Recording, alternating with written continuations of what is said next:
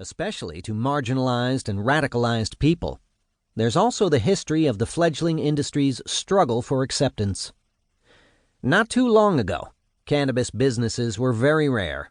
Finding bongs and pipes was problematic, and there were no public dispensaries beyond a very tiny number of West Coast jurisdictions serving medical marijuana patients. Thanks to decades of constant activism, advocacy, and political lobbying, laws and society have been slowly evolving to allow for the growth of many cannabis-related industries. My husband, Mark Emery, was one of those early pioneers in the 1990s and the only business-focused activist in the movement. He promoted capitalism and enterprise to finance political advocacy, selling banned books and magazines like High Times, and opening head shops to sell bongs, pipes, vaporizers, and other illicit paraphernalia. He published Cannabis Culture magazine and Pot TV, and sold seeds over the counter and through the mail to the United States and worldwide. The seed money raised went right back to political law reform, and that's why so many supporters patronized his business. They knew his company was giving back to the community and cause. There were, and still are, risks involved in the ever-changing cannabis industry. Millions of cannabis consumers, advocates, and entrepreneurs have been charged and jailed for cannabis-related crimes. In 2005, Mark was arrested by U.S. and Canadian police to face life in U.S. prison for funding legalization, as stated by the Drug Enforcement Administration. He ultimately pled guilty and served a 5-year sentence, returning home to Canada in 2014. Like some others, our long history of cannabis activism has been closely tied with our various businesses, and that has earned enormous brand respect and loyalty. Our cannabis culture enterprise recently expanded to include dispensaries, which Mark and I were recently arrested and charged for. Long-established brands and businesses are rare, especially because the massive, deeply entrenched, and long-established community has been forced to stay in the shadows of prohibition for so long. But this new age of legalization is the perfect time for growth, innovation, and opportunities of all kinds.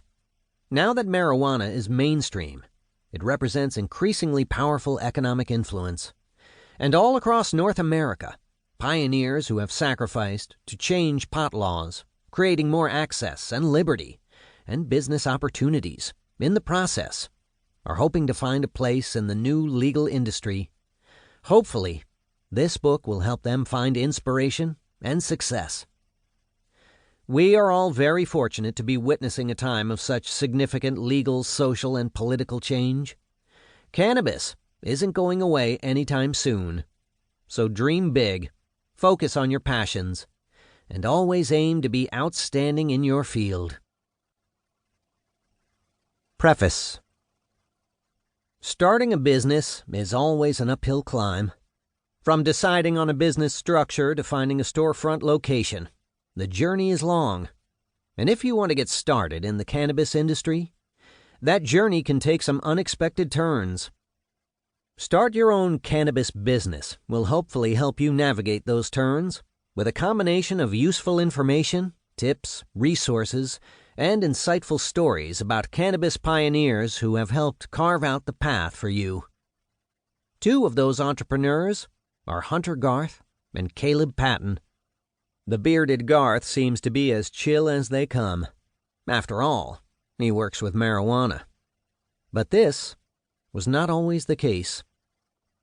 Returning home after serving with the United States Marine Corps in Afghanistan for 4 years was not easy.